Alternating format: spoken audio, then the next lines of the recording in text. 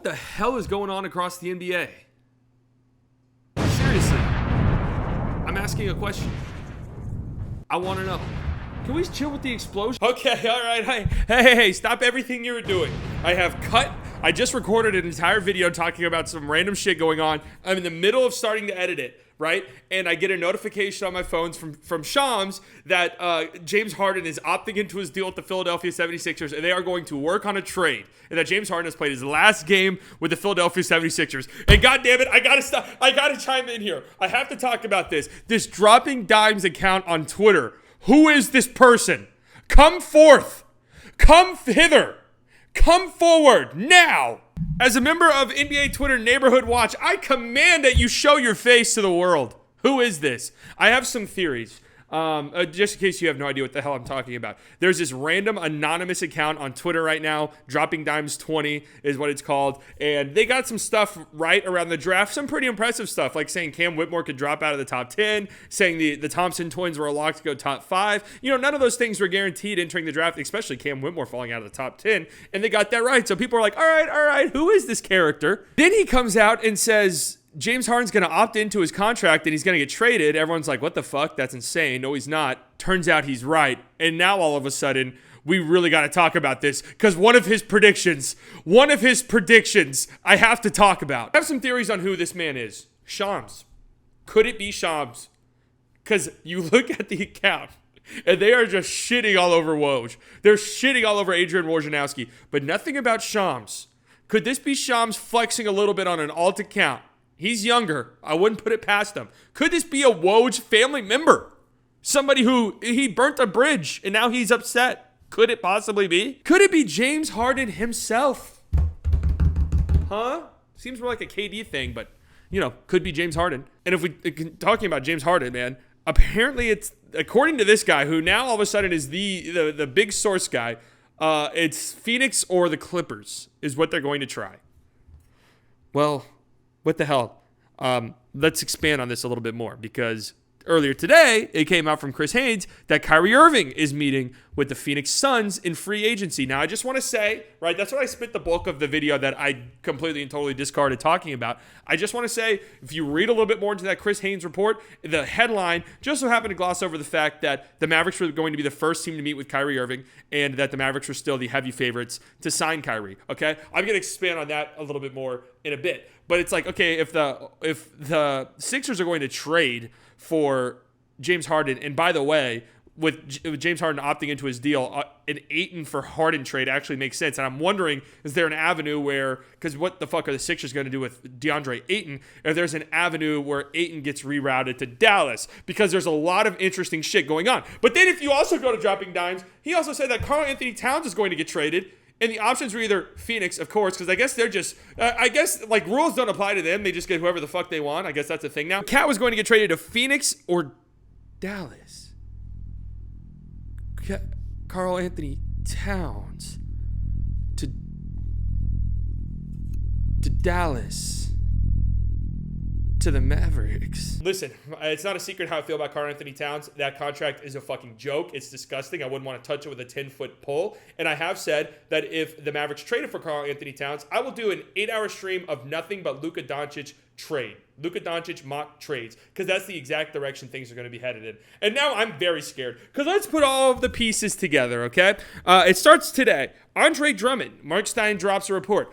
Andre Drummond is considering signing with the Mavericks. Like, league sources say that Andre Drummond's probably going to sign with the Mavericks right when free agency starts. Okay, well, that led to World War III on the fucking Mavericks Twitter timeline. I've never seen anything like it. The full-fledged chaos breaks out. Nobody likes Andre Drummond. Oh, I like Andre Drummond. Oh, I don't like Andre Drummond. Andre Drummond on X amount of dollars. Gross. Disgusting. All right, then Stein comes out a few hours later and says, oh, hold up a second. This is contingent on a trade that hasn't been finalized yet. Then everyone's like, wait, what? Okay, so either a trade needs to happen or doesn't need to happen for Andre Drummond to be going in Dallas. Okay, but what the hell does that look like? Then it comes out a few hours later, Andre Drummond's actually picking up his player option. He's going to stay in Chicago, barring a trade. And now everyone, including myself, is very confused as to what this means. Does this mean that the Mavericks trade is going to happen and they don't need Drummond anymore? Or a trade the Mavericks are going to do is no longer going to happen and now they don't want Drummond? That one doesn't make much sense to me. Right? Drummond kind of felt like a backup plan. So now I'm circling back to Karl Anthony fucking Towns. What is happening? Is this all circling back to Cat in some very strange way? How does Harden play into this? What is going on across the NBA, man? What's James Harden doing? What's going on? Is Joel Embiid a sneaky trade guy? Sometimes you have to ask, what the hell is that team going to look like? Philly, what are they about to look like? What's going to happen with them? I wish I had the answers. I still believe the Mavericks are going to keep Kyrie.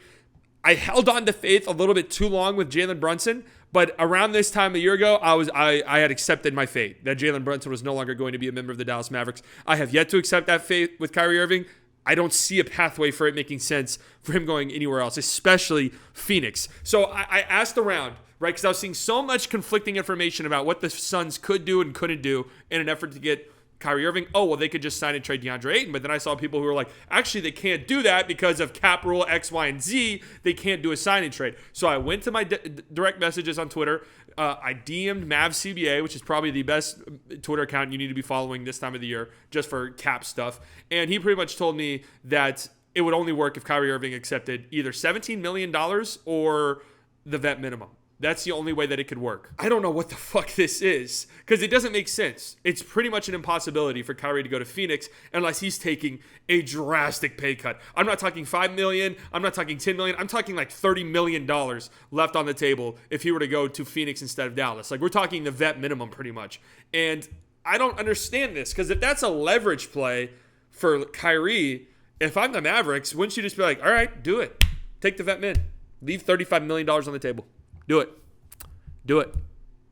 Right? So that doesn't make much sense for me. I guess my initial thinking is there's 3 different options, right? Maybe even 4. I'll figure it out as I go along. 1, Kyrie is actually interested in teaming back up with KD, and he's interested in taking a significant pay cut. That would fucking suck for a lot of different reasons, okay? Then there's option number 2.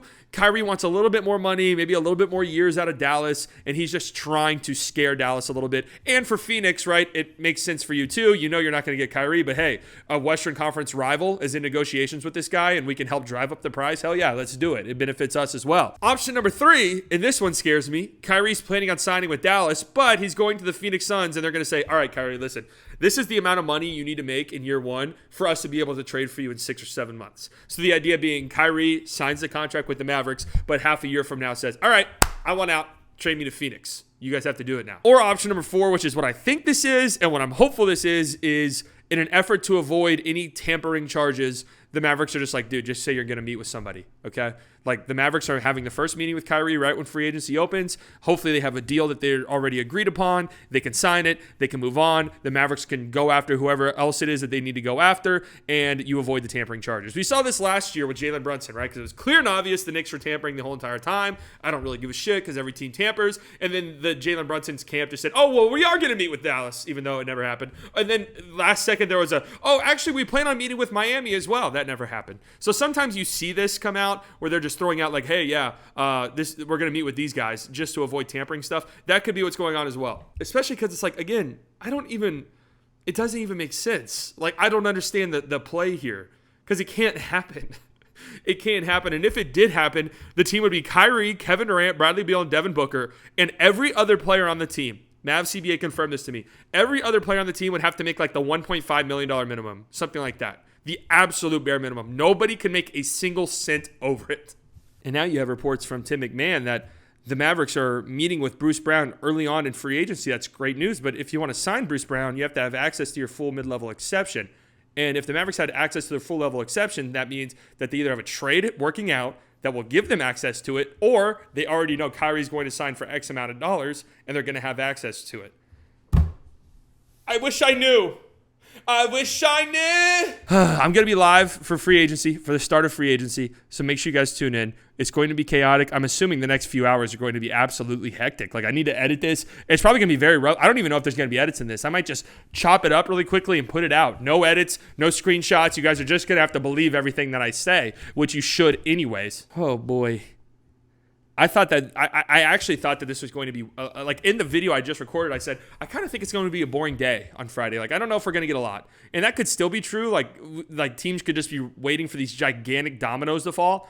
But it seems like it's building up to be quite the free agency period. And I'm very, very excited. If I had to make a prediction on what I think happens, let's see. I think I would probably say that